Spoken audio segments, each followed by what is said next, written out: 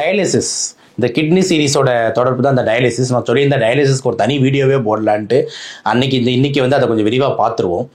டயாலிசிஸ்னால் என்ன, டயாலிசிஸ் யாருக்கு பண்ணுறாங்க, டயாலிசிஸ் பண்ணுறதுனால என்னென்ன பிரச்சனைகள் வருது, டயாலிசிஸ்க்கு ஆல்டர்னேட்டிவ் என்ன, இந்த மாதிரி பல்வேறு கோணத்தில் டயாலிசிஸ் அப்படின்ற டாபிக் தான் இன்றைக்கி நம்ம வீடியோ. வாங்க வீடியோவில் சொல்லலாம்.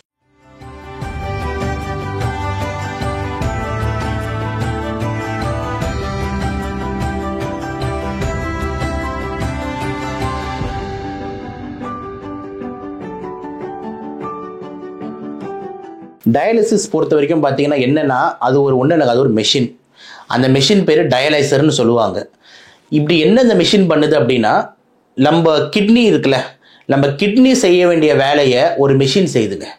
அந்த மெஷின் பேர் தான் டயாலிசர். இந்த ப்ராசஸ் பேர் தான் டயாலிசிஸ் அப்படின்ட்டு சிம்பிளாக இந்த வீடியோ முடிச்சிடலாம். ஸோ என்ன வந்து இந்த டயாலிசிஸ் வந்து ஜென்ரலாக பண்ணுது அப்படின்ற மாதிரி எடுத்துக்கிட்டோம். என்ன பண்ணுறது அப்படின்னு பார்த்தோம்னா, நம்ம ரத்தம் இருக்குல்ல, நம்ம ரத்தம் தான் கிட்னிக்கு போய் கிட்னி அதை சுத்தம் செஞ்சு அந்த ரத்தத்தில் இருக்கிற அந்த தேவையில்லாத பொருட்கள்னு சொல்லக்கூடிய அந்த யூரியாவோ கிரியாட்டினோ கொஞ்சம் இந்த சோடியமு பொட்டாசியமு இந்த மாதிரி ஃபாஸ்பரஸ் இதெல்லாம் வந்து கொஞ்சம் அளவுக்கு அதிகமாக இருந்தால் அதெல்லாம் ஃபில்டர் பண்ணி எடுத்து ஒரு யூரினாக ஃபார்ம் ஆகி அந்த யூரினை வந்து நம்ம சிறுநீரை வந்து போகிறோம். கரெக்டாக இந்த கிட்னி இப்போ வேலை செய்யலைன்னா அப்போ வந்து பார்த்தீங்கன்னா இந்த டயாலிசிஸ் தான் அந்த வேலையை செஞ்சாகணும். அப்போ டயாலிசிஸ்ன்றதுக்கு இன்னொரு பேர் என்ன சொல்லலாம்னா ஆர்டிஃபிஷியல் கிட்னி, அதாவது செயற்கையான கிட்னி அப்படின்ற மாதிரி நம்ம சொல்லலாம். ஓகேங்களா, செயற்கையான இந்த சிறுநீர் உறுப்பு அப்படின்ற மாதிரி நம்ம சொல்லலாம். ஆர்டிஃபிஷியல் கிட்னி அப்படின்னு சொல்லலாம் இந்த டயாலிசிஸ். ரைட். இந்த டயாலிசிஸ் பொறுத்த வரைக்கும் பார்த்தீங்கன்னா ரெண்டு டைப் இருக்குது. ஒன்று வந்து ஹீமோடயாலிசிஸ், இன்னொன்று பெரிட்டோனியல் டயாலிசிஸ். ஹீமோடயாலிசிஸ்னா என்னன்னா, நம்ம ரத்தத்தையே டைரெக்டாக வந்துட்டு ஒரு இன்ஜெக்ஷன் மாதிரி சிஸ்டர் வந்து குத்திடுவாங்க. அந்த இன்ஜெக்ஷன்லேருந்து பார்த்தீங்கன்னா அப்படியே ரத்தம் டியூப்பில் நேராக போய் அந்த டயாலிசிஸ் மிஷினுக்கு போகும். அந்த டயாலிசிஸ் மிஷின் அதை சுத்தம் செஞ்சு அந்த கட்டத்தெல்லாம் எடுத்துட்டு திருப்பி நல்ல ரத்தமாக மாற்றி அந்த நல்ல ரத்தத்தை திருப்பி நம்ம உடம்புல செலுத்துறாங்க. ஓகேங்களா, ஸோ இப்படி போய் சுத்தம் செஞ்சு திருப்பி இப்படி வருது. இதுதான் ஹீமோடயாலிசிஸ். ஓகே. இன்னொரு டைப் ஆஃப் டயாலிசிஸ் என்னன்னா பெரிட்டோனியல் டயாலிசிஸ். பெரிட்டோனியம்ன்றது என்னன்னா, நம்ம வயிறு பகுதி இருக்குல்ல, இந்த வயிற்றுக்கு உள்ள இருக்கிற அந்த பகுதி தான் வந்து பெரிட்டோனியம்னு சொல்லுவாங்க. அப்போ அதுல உள்ள வந்துட்டு ஒரு ப்ரோப் நீடில் போட்டு அதுலேருந்து டயாலிசிஸ் பண்ணுறது பேர் வந்து பெரிட்டோனியல் டயாலிசிஸ். ஜென்ரலாக அர்ஜென்ட்டாக ஒரு டைம் பண்ணணும், ஜஸ்ட் ஒரு டைம் தான் பண்ணணும், ஒரு 1-2 வாட்டி மேலே தேவைப்படாது அப்படின்ற கேஸுக்கெலாம் நம்ம வந்து பெரிட்டோனியல் டயாலிசிஸ் பண்ணலாம். ஆனால் ரெகுலராகவே பண்ணணும், வாரம் டயாலிசிஸில் இருக்க போகிறாங்க, இந்த பேஷண்ட்டுக்கு வந்து லைஃப் லாங் இனி டயாலிசிஸ் தான் அப்படின்றதுனா அப்போ பெரிட்டோனியல் டயாலிசிஸ் ப்ரெஃபரபிள் கிடையாது. ஹீமோ டயாலிசிஸ் தான் ப்ரெஃபரபிள். அதாவது இந்த ரத்தத்தை எடுத்து சுத்தம் செஞ்சு அனுப்புறது தான் பெஸ்ட் ஆப்ஷனாக இருக்குது. ஒரு தடவை 2 தடவை போது இந்த பெரிட்டோனியல் ஓகே. ஏன் பெரிட்டோனியல் அடிக்கடி ஜென்ரலாக பண்ண முடியாது அப்படின்ற மாதிரி பார்த்தீங்கன்னா, ஒரு வாட்டியை வயிற்றுல வந்து அந்த குத்தி ஓட்டையை போட்டு பண்ணோம்னா வயிறு இன்ஃபெக்ஷன் ஆகிறதுக்கு வாய்ப்பு அதிகமாக இருக்கு. ஓகேங்களா, திடீர்னு பெரிட்டோனைட்டிஸ் டெவலப் ஆகுது. அதனால பெரிட்டோனியல் டயாலிசிஸ்ன்றது வந்து லாங் டேர்முக்கு கரெக்டான ஆப்ஷன் கிடையாது, ஷார்ட் டேர்முக்கு மட்டும்தான் கரெக்டான ஆப்ஷன். ஆனால் ஹீமோடயாலிசிஸ் தான் எவர்கிரீனாக வந்து யூஸ் ஆகுது. இந்த பாயிண்ட்டை சொல்லிடுறேன். ரைட். எப்போ சார் எனக்கு டயாலிசிஸ்ன்ற பாயிண்ட்டை டாக்டர் அட்வைஸ் பண்ணுவார், டயாலிசிஸ் எப்போ தேவைப்படுது அப்படின்னும் போது முதல் இம்பார்ட்டன்ட் பாயிண்ட் என்னன்னா, எண்ட் ஸ்டேஜ் ரீனல் டிசீஸ். அப்படின்னா என்னன்னா, இனி உங்கள் கிட்னி சட்னி ஆயிடுச்சு, இனி உங்கள் கிட்னி வேலையே செய்யல, கிட்னி டோட்டல் ஷட் டவுன், கிட்னினால வந்து கொஞ்சம் கூட யூரினை ப்ரொடியூஸ் பண்ண முடியல, கிட்னினால கொஞ்சம் கூட ரத்தத்தில் இருக்கிற யூரின் எடுத்து சுத்தம் செஞ்சு தர முடியல, ஓகேங்களா, அப்படின்ற மாதிரி இருந்தால் அப்போ கிட்னி வேலை செய்யலை அப்படின்னும் போது டயாலிசிஸ் ஒருத்தர் உள்ள வராரு. அப்போ வந்து பார்த்தீங்கன்னா இங்கே தான் டாபிக் என்ன வருதுன்னா வந்துட்டு end stage renal disease or chronic kidney disease, CKD. அதில் வந்து பார்த்தீங்கன்னா டயாலிசிஸ் வந்து நம்ம வந்து செய்கிறாங்க. சிகேடி பொறுத்த வரைக்கும் பேசணும்னா அது ஒரு பெரிய டாபிக், அதை நம்ம தனியாக இன்னொரு வீடியோவில் பார்ப்போம் கிட்னி சீரீஸில். ஸோ ஃபஸ்ட்டு விஷயம் வந்து பார்த்தீங்கன்னா எண்ட் ஸ்டேஜ் ரீனல் டிசீஸ். ரெண்டாவது வந்து பார்த்தீங்கன்னா அக்யூட் ரீனல் ஃபெயிலியர். நான் சொன்னல சடனாக கிட்னி ஃபெயிலியர் எடுத்துன்னு ஒரு வீடியோ போட்டிருந்தல, அதுக்குள்ளேயும் திடீர்னு வந்து பார்த்தீங்கன்னா ஒரு சில கண்டிஷனில் சடனாக கிட்னி ஃபெயிலியர் ஆகி பொட்டாசியம் அதிகமானாலோ இல்லைனா வந்து அந்த ஆசிட் அதிகமானாலோ இல்லை பைகார்பனேட் அதிகமானாலோ இந்த மாதிரி இருக்கும் போதோ நம்ம டயாலிசிஸ் வந்து சரி செய்யலாம். இது ரெண்டாவது இம்பார்ட்டன்ட் பாயிண்ட். மூணாவது வந்து பார்த்தீங்கன்னா சில நேரத்தில் வந்து இந்த டாக்ஸின்ஸ் உடம்புல வந்து விஷத்தன்மை ஏதாவது ஏறிந்ததுன்னா அந்த விஷத்தை உடனே எடுக்கிறதுக்கும் இந்த டயாலிசிஸ் யூஸ் ஆகுது. இப்போ எக்ஸாம்பிள் வந்து பார்த்தீங்கன்னா இந்த பாம்பு கடி கேசஸில், அதே மாதிரி சில நேரத்தில் சைனைட் பாய்சனிங் மாதிரி விஷம் குடிச்சிட்டாங்க, பூச்சி மருந்து சில நேரத்தில் ஏதாவது குடிக்கிறாங்க, இந்த மாதிரி ஏதாவது இருந்ததுன்னா சில நேரத்தில் ரத்தத்தில் இருக்கிற விஷத்தன்மையை நீக்கிறதுக்கு கூட இந்த டயாலிசிஸ் வந்து முக்கியமான ஒரு ஆப்ஷனாக வந்து ஈடுபடுதுன்றதுல மாற்றுக்கிறது இல்லை. ஸோ டயாலிசிஸ் பொறுத்த வரைக்கும் இந்த எல்லா இதுலேயும் நம்ம வந்து யூஸ் பண்ணுறோம். ஆனால் மெயினாக யூஸ் பண்ணுறது கிட்னி வேலை செய்யலைன்னா, ஸோ அது வந்து ரொம்ப நாள் கிரானிக்காக இருக்கட்டும் அக்யூட்டாக இருக்கட்டும் ரெண்டுத்துக்குமே டயாலிசிஸ் வந்து யூஸ் ஆகுது. லைஃப் லாங் டயாலிசிஸ்ன்றது ஜென்ரலாக வந்து இந்த கிரானிக் கிட்னி டிசீஸ், அதாவது இன்னி கிட்னி வேலையே செய்யலடா கிட்னி சட்டியாக போதுனும் போது உங்களுக்கு லைஃப் லாங் டயாலிசிஸ் தேவைப்படும்னு டாக்டர் வந்து உங்களுக்கு சொல்கிறாரு. ரைட். இந்த டயாலிசிஸ் பண்ணுறவங்க என்னென்ன ஜாகிரதையாக பார்த்துக்கணும், இந்த டயாலிசிஸ் பண்ணுறவங்க என்ன மாதிரி லைஃப் ஸ்டைலில் வாழணும் அப்படின்றது ஒரு முக்கியமான மேட்டர், அதையும் சொல்லிடுறேன். ஃபஸ்ட்டு ரொம்ப இம்பார்ட்டண்ட்டு இந்த தண்ணி இன்டேக் தான். இப்போ தண்ணி நீங்கள் நினைக்கிற மாதிரிலாம் அங்கே குடிக்க முடியாதுங்க. ஏன்னா கிட்னி வேலை செய்யலை. நீங்கள் டயாலிசிஸ் போனால் தான் உங்கள் கிட்னி யூரினே ஃபார்ம் ஆகுதுன்னும் போது அந்த டாக்டர் வந்து உங்களுக்கு ஃப்ளூயிட் ரெஸ்ட்ரிக்ஷன் சொல்லுவார். ரொம்ப கஷ்டமாக இருக்குங்க, எனக்கே மன வருத்தமாக இருக்கும். தண்ணி கூட நிம்மதியாக குடிக்க முடியாதாடா அப்படின்ற மாதிரி நம்மளுக்கு, ஏன்னா கிட்னி வந்து வேலை செய்யலையே. ஸோ டயாலிசிஸ் நீங்கள் 2 நாளுக்கு அப்புறம் தான் போவீங்க. அது கூட தண்ணி அதிகமாக குடிச்சிட்டிங்கன்னா உடம்பு ஃபுல்லாக நீர் சேர்ந்துடுது, மூச்சு வாங்குதில்ல. அப்போது தண்ணியை குறைவாக குடிக்க சொல்கிறாங்க. அப்போ வந்து டாக்டர் அட்வைஸ், ஒரு நாளைக்கு 1 லிட்டர் தண்ணி மேலே குடிக்காது அப்படின்னு. அப்போ கணக்கு வச்சு குடிக்கணும். சிப்பாக கொஞ்சம் தான் குடிச்சிக்கிட்டு இருக்கோம், நிறைய தண்ணி குடிக்க முடியாதுன்றது வந்து ஃபஸ்ட்டு ரொம்ப இம்பார்ட்டன்ட். அதிகமாக தண்ணியை குடிச்சிடாதீங்கன்றது முதல்ல இம்பார்ட்டன்ட் லைஃப் ஸ்டைல் சேஞ்ச் 1. 2வது முக்கியமான விஷயம், உங்கள் சாப்பிட்ற விஷயத்தில் முடிஞ்ச அளவுக்கு இந்த சோடியம் பொட்டாசியம் பாஸ்பரஸ் அதிகமாக இல்லாமல் பார்த்துக்கோங்க. ஸோ இதெல்லாம் வந்து பார்த்திங்கன்னா வந்துட்டு அந்த நம்மளோட இது சொல்லுவோம்ல மினரல்ஸ்னு சொல்கிறோம்ல, சோடியம் பொட்டாசியம் இதெல்லாம் ரொம்ப கம்மி. அப்போ வந்து நம்ம இளநீர் குடித்தோம்னா டக்குன்னு பொட்டாசியம் இவ்வளோ கிடைக்குது, ஆனால் இளநீர் அப்போ குடிக்க முடியாது. உப்பு நல்லா போட்டு சாப்பிட்டோம்னா சால்ட்டு சோடியம் இவ்வளோ வருது, அப்போ உப்பு போட்டு நம்மளால் சாப்பிட முடியாது. பாஸ்பரஸ் நினச்ச இடத்துல வந்து நல்லா எலும்புங்களையும் செல்லையும் நல்லா கடிச்சு உள்ளே அனுப்புகிறோம், ஆனால் அந்த மாதிரில இப்போ பண்ண முடியாது. ஏன்னா இது எல்லாத்துலேயுமே சோடியம் பொட்டாசியம் பாஸ்பரஸ் நிறைஞ்சிருக்கு. அப்போ முடிஞ்ச அளவுக்கு இப்போ டயட் எப்படி டாக்டர் அட்வைஸ் பண்ணுவார், சக்கரை போடாமல் சாப்பிடுங்க, உப்பு போடாமல் சாப்பிடுங்க, முடிஞ்ச அளவுக்கு வந்து பார்த்திங்கன்னா இந்த இளநீர் இந்த எலக்ட்ராலு இந்த மாதிரி வந்து குளுக்கோஸ் இதெல்லாம் இருக்குல்ல விற்கிறால எலக்ட்ராலு ஓஆர்எஸ் இதெல்லாம் குடிக்காதீங்க அப்படின்னு டாக்டரோட அட்வைஸாக வந்து இருக்கும். அப்போ உங்கள் லைஃப் ஸ்டைலில் நீங்கள் டயாலிசிஸ் பேஷண்ட்டாக இருந்தீங்கன்னா ரொம்ப கம்மியாக தண்ணி குடிக்கணும். இந்த மாதிரி சோடியம் பொட்டாசியம் இருக்கிற இந்த உப்பு சத்து சக்கரை சத்து இல்லாத பொருளாக வந்தால் நீங்கள் வந்து உள்ளே எடுக்கணுன்றது 2வது முக்கியமான விஷயமாகவும் வந்து இருக்குது. ஸோ இதை தாண்டி வந்து பார்த்திங்கன்னா லைஃப் ஸ்டைலில் ரொம்ப இன்னொரு இம்பார்ட்டன்ட் விஷயம் என்ன, இந்த டயாலிசிஸ் பேஷண்ட்டுக்குன்னு முக்கியமான பாயிண்ட் என்னென்னா, நீங்களாம் ரொம்ப இம்யூனோ காம்ப்ரமைஸ்ட், அதாவது உங்கள் உடம்பு ரொம்ப எதிர்ப்பு சக்தி கம்மியாக உள்ள ஆட்கள் நீங்கள். ஏன்னா டயாலிசிஸ் போயிட்டு வரீங்கன்னும் போது ரத்தத்தை மாற்றினே இருக்காங்கன்னும் போது உங்களுக்கு வந்து எதிர்ப்பு சக்தி ரொம்ப குறைஞ்ச லெவலில் தான் இருக்கும். நீங்கள் நினைக்கிற மாதிரி எதிர்ப்பு சக்தி ஹையாக இருக்காது. அப்போது நீங்கள் எல்லாரும் கட்டாயம் தடுப்பூசி போட்டுக்கோங்கன்னு சொல்லிட்டு கையெடுத்து கேட்டுக்கிறேன், ஓகேங்களா? ஏன் அப்படின்னா இன்ஃபெக்ஷன் ஈஸியாக ஆகுது டயாலிசிஸ் பேஷண்ட்டுக்கு.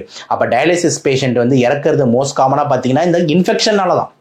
டயாலிசிஸ் டைமில் இறக்க மாட்டான், ஆனால் அந்த டயாலிசிஸ் பேஷண்ட்க்கு இன்ஃபெக்ஷன் ஆகிடும், இன்ஃபெக்ஷனாகி இறந்துடுறாங்க. அப்போது தடுப்பூசிங்க ரொம்ப முக்கியமாக தேவைப்படுது. அப்போ நிமோனியா தடுப்பூசி, பன்னிக்காய்ச்சல் தடுப்பூசி, அதே மாதிரி இந்த டைஃபாய்டு தடுப்பூசி, இந்த மாதிரி என்னென்னலாம் இம்பார்ட்டன்ட் தடுப்பூசி நம்ம தடுப்பூசி வீடியோ தனியாக போட்டோமோ அந்த இன்ஜெக்ஷன்ஸ் எல்லாமே அந்த தடுப்பூசி எல்லாமே இந்த டயாலிசிஸ் பேஷண்ட் போட்டுக்கிறது ரொம்ப ரொம்ப இம்பார்ட்டண்ட்டான பாயிண்ட்டாக வந்து இருக்குது. ரைட். சரி சார், இந்த டயாலிசிஸ் பண்ணுறதுனால எனக்கு ஏதாவது காம்ப்ளிகேஷன்ஸ் ஏற்படுமானா? எஸ், டயாலிசிஸில் நிறைய காம்ப்ளிகேஷன்ஸ் வர்றதுக்கு வாய்ப்பு இருக்குது. அதை முதல் ரொம்ப முக்கியமான காம்ப்ளிகேஷன் என்ன அப்படின்ற மாதிரி எடுத்தீங்கன்னா உங்கள் பிபி டக்குன்னு ஃபால் ஆகிடுது. ஸோ பண்ணிட்டு இருக்கும் போது உங்கள் பிபி சடனாக ஃபால் ஆகிறதுக்கு வாய்ப்பு இருக்குது. அப்போ அதனால தான் வந்து பார்த்தீங்கன்னா வந்து இந்த டயாலிசிஸ் பண்ணுறது வந்து இன்னமும் வந்து ஒரு ஷோக்கான ப்ரொசீஜராக நினச்சிக்க வேண்டாம். எப்பயுமே கூட ரிலேட்டிவ்ஸை கூப்பிட்டு போங்க. ஸோ தட் எமர்ஜென்சி ஏதாவது திடீர்னு போனோன்னா இது நல்ல டயாலிசிஸ் சென்டர் தேர்விடுங்க. அந்த இடத்துல எல்லாம் ஐசியூ பேக்கப் இதெல்லாம் இருக்கிற மாதிரி. ஏன்னா டயாலிசிஸ் பண்ணும்போது திடீர்னு பிபி கம்மியாகும் போது அந்த பிபியை ஏற்றுறதுக்கான மருந்துங்க அங்கே இருக்கணும். இதெல்லாமே வந்து ரொம்ப இம்பார்ட்டண்ட்டாக இருக்கிறதுனால கண்டிப்பாக வந்து பிபி ஃபால் ஆகிறது ஒரு இம்பார்ட்டன்ட் காம்ப்ளிகேஷனாக இருக்குது. 2வது முக்கியமான காம்ப்ளிகேஷன் வந்து பார்த்தீங்கன்னா ரத்தக்கட்டு ஏற்படுது. ஏன்னா அந்த இடத்துல வந்து ஃபிஸ்டுலா மாதிரி ஒன்று ஃபார்ம் பண்ணிடுவாங்க. ஃபிஸ்டுலான்றது என்னன்னா வந்துட்டு நீங்கள் வந்து அந்த கெட்ட ரத்தத்தை வந்து வெளியெடுத்தது நல்ல ரத்தத்தை உள்ளே செலுத்துறது, இந்த ரெண்டுத்துக்கு நடுவில் ஒரு பிரிட்ஜ் மாதிரி போட்டுருவாங்க. ஸோ அது பேர் தான் ஃபிஸ்டுலா ஃபார்மேஷன் சொல்லுவாங்க. அந்த இடத்துல டயாலிசிஸ் பேஷண்ட் அந்த இடத்துல தொட்டாலே தெரியும் கிர்ன்னு. ஸோ அந்த டயாலிசிஸ் பேஷண்ட்க்கு வந்து அந்த ஃபிஸ்டுலா மாதிரி ஃபார்ம் பண்ணி விட்டுருவாங்க. ஸோ அந்த ரத்தக்கட்டு வரத்துக்கு வாய்ப்பு அதிகமாக இருக்குது. அப்போ ரத்தக்கட்டு ஆகாமல் இருக்கிறதுக்கு நீங்கள் வந்து கொஞ்சம் ஆக்டிவாக இருக்கணும். ஸோ வந்து கை கால் அசைக்கிறது, டெய்லி ஒரு அரை மணி நேரம் நடக்கிறது, மாடிப்படி ஏறி இறங்குறது, பேசிக்காக கொஞ்சம் எக்ஸசைஸ் பண்ணிக்கிறது, இதெல்லாம் பண்ணோம்னா அந்த ரத்தக்கட்டு ஃபார்மேஷனை நம்மளால் தடுக்க முடியும். எவ்வளோ உட்காந்துட்டே இருக்கீங்களோ அப்போ உங்களுக்கு ரத்தக்கட்டு ஃபார்மேஷன் அதிகமாகுது. தேவைப்பட்டவங்க டாக்டர் உங்களுக்கு ரத்தக்கட்டு ஆகாமல் இருக்கிறதுக்கு மாத்திரையும் கொடுப்பாருன்றதுல எந்த மாற்று கருத்தும் இல்லை. ஸோ வந்து பார்த்தீங்கன்னா கிளாட் ஆகுறதுன்றது 2வது முக்கியமான காம்ப்ளிகேஷன். மூணாவது முக்கியமான காம்ப்ளிகேஷன் என்ன அப்படின்னு பார்த்தீங்கன்னா இன்ஃபெக்ஷன், அதாவது தொற்றுதல் இந்த டயாலிசிஸ் பண்ணும்போது. அதனால தான் தொற்றுதல் ஆகாமல் பார்த்துக்கிறதுக்கு முடிஞ்ச அளவுக்கு வந்து அதெல்லாம் ஸ்டெரைலான சென்டர், நீங்கள உடம்ப சுத்தமாக வச்சுக்கிறது, மாஸ்க் போட்டுட்டு நீங்கள் ஹாஸ்பிட்டல்லாம் போகிறது, வாயெல்லாம் தொண்டையெல்லாம் நல்லா டீப்பாக கலராக கொப்பளிக்கிறது, விட்டமின்ஸ் அண்ட் இதெல்லாம் கொஞ்சம் நல்லா எடுத்துக்கிறது. ஸோ இந்த காய்கறிகள் பழங்கள் இதெல்லாம் கொஞ்சம் நல்லா எடுத்துக்கிறது, முடிஞ்ச அளவுக்கு இந்த சர்க்கரையும் சரி இந்த உப்பை சரி தவிர்க்கிறது, இந்த மாதிரி வந்து பண்ணி அப்புறம் தடுப்பூசிகளை கரெக்டாக போட்டால் இந்த இன்ஃபெக்ஷன்ஸை நம்மளால் தடுக்க முடியுன்றதுலாம் மாற்றுக்கிறது இல்லை. ஸோ இப்படி தான் இந்த டயாலிசிஸ் பேஷண்ட் வந்து அவங்கள பார்த்துக்கணும். இன்னொரு முக்கியமான பாயிண்ட் வந்து உங்களுக்கு சொல்கிறேன். இந்த டயாலிசிஸில் எந்த கையில் அந்த ஃபிஸ்டுலா ஃபார்ம் பண்ணியிருக்காங்களோ, இப்போ எக்ஸாம்பிள் லெஃப்ட் கையில் தான் எனக்கு அந்த ஃபிஸ்டுலா ஃபார்ம் பண்ணியிருக்காங்க சார் அப்படின்னா, அந்த லெஃப்ட் கையில் தான் அந்த டாக்டர் எப்பவுமே இந்த ஃபிஸ்டுலா இன்ஜெக்ஷன் வந்து அந்த உங்களுக்கு டயாலிசிஸ் அப்போ அந்த இதுவை சொருவார், டயாலிசிஸ் நடக்கும், போவீங்க, திருப்பி இங்கே சொருவார், போவோம், வருவீங்க. தயவு செஞ்சு அவசரத்துக்கு இம்பார்ட்டண்ட்டாக உங்கள் ரிலேட்டிவ்ஸ் எல்லாருக்கிட்ட என்ன சொல்லி வைங்கன்னா, நீங்களும் டாக்டர்ஸ் கிட்ட, நீங்கள் சுயநலம் வந்தால் டாக்டர்ஸ் கிட்ட என்ன சொல்லணும்னா, இந்த கையில் வேற எந்த ஊசியும் போடக்கூடாது அப்படின்றது இம்பார்ட்டன்ட் பாயிண்டாக இருக்குது. இப்போ நம்ம அர்ஜென்ட்டுக்கு எல்லா டைமும் டயாலிசிஸ் சென்டர் போகிறோம், ஓகே, ஆனால் அர்ஜென்ட்டுக்கு திடீர்னு உடம்பு சரியில்லைட்டு பக்கத்தில் ஒரு ஹாஸ்பிட்டல் போறீங்கன்னும் போது அந்த சிஸ்டர்கிட்ட இந்த இன்ஃபர்மேஷன் நீங்கள் சொல்லலை அப்படின்னா டக்குன்னு கையை தட்டு அப்படின்னு தட்டி விட்டு டைரெக்டாக இன்ஜெக்ஷனும் சொருவிடுவாங்க. ஸோ அந்த குளுக்கோஸ் ஏற்றுறதுக்கோ இல்லைனா ஆன்டிபயோட்டிக் போடுறதுக்கோ டக்குன்னு இன்ஜெக்ஷன் போட்டுருவாங்க.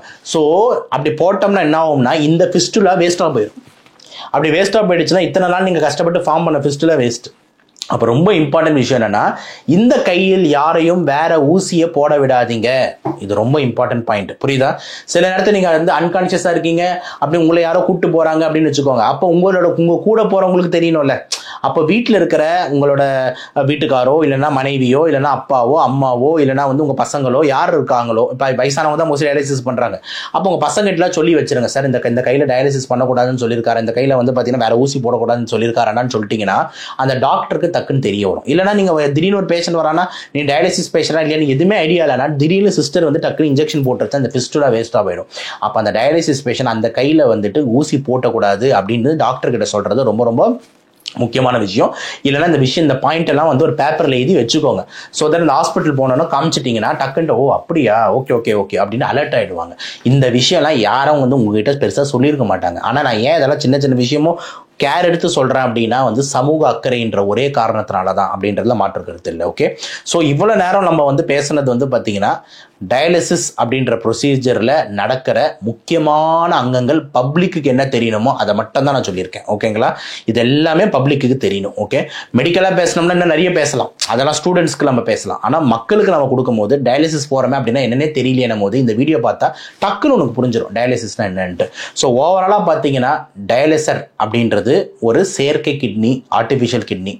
உடம்புல இருக்கிற யூரின் வந்து கிட்னி டோட்டலாக டேமேஜ் ஆகி யூரினே ஃபார்ம் ஆகலைன்னா அந்த வேலையை செய்கிறது தான் இந்த டயாலிசிஸோட மெஷின். அதில் 2 டைப் இருக்குது, பெரிட்டோனியல் மற்றும் ஹீமோ. ஆனால் அந்த ஹீமோ டயாலிசிஸ் தான் வந்து பார்த்தீங்கன்னா ரொம்ப இம்பார்ட்டண்ட்டாக மோஸ்ட் காமனாக ரொம்ப நாள் பண்ணுறதுக்கு வந்து யூஸ் ஆகுது.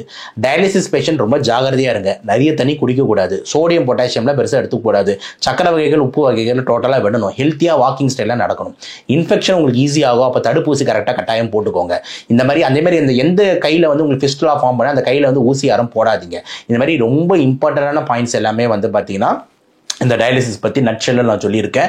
இந்த வீடியோ உங்களுக்கு ரொம்ப யூஸ்ஃபுல்லாக இருக்கும்னு நினைக்கிறேன். கண்டிப்பாக இந்த வீட்டில் இருக்கிற வயசானவங்களுக்கு யாரெல்லாம் அந்த டயாலிசிஸ் பேஷண்ட்ஸ் இருக்காங்களோ அவங்களுக்குலாம் இந்த வீடியோ ஷேர் பண்ணுங்கள். லட்சக்கணக்கான பேர் டயாலிசிஸில் இருக்காங்க, அவங்க எல்லாருமே இந்த விஷயம் தெரியட்டும். கொஞ்சம் தயவு செஞ்சு ஷேர் பண்ணி இந்த டயாலிசிஸ் என்ற கான்செப்டை மக்களுக்கு வந்து புரிய வைக்கிறது தான் நம்மளோட நோக்கம். நீங்களும் அதில் சேர்ந்து பயணிங்க அப்படின்ட்டு சொல்கிறேன். இந்த வீடியோ வந்து கண்டிப்பாக லைக் பண்ணி ஷேர் பண்ணி சப்ஸ்கிரைப் பண்ணுங்கள் நம்ம சேனலில். மீண்டும் இன்னொரு கிட்னி சீரீஸில் உங்களை சந்திக்கும் வரை அது வரைக்கும் விடைபெறுகிறேன். நன்றி, வணக்கம்.